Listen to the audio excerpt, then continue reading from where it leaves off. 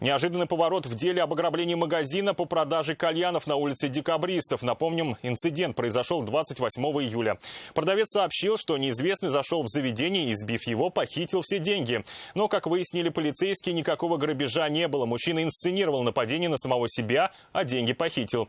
Айрат Назипов узнал, ради чего он пошел на такой шаг и что теперь ему грозит.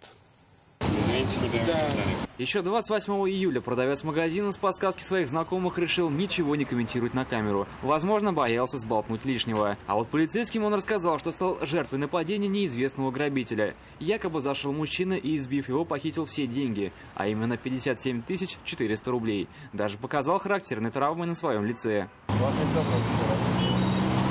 Бывает?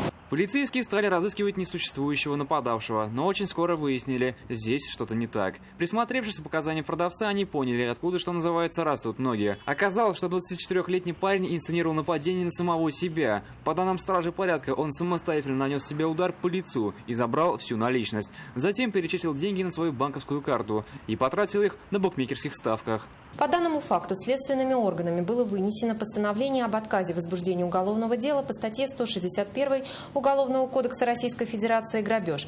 В отношении подозреваемого возбуждены уголовные дела по признакам преступлений, предусмотренных статьей 158 Уголовного кодекса Российской Федерации «Кража» и 306 Уголовного кодекса Российской Федерации «Заведомо ложный донос». Молодой человек полностью признал свою вину. В ближайшее время он планирует возместить ущерб своему работодателю.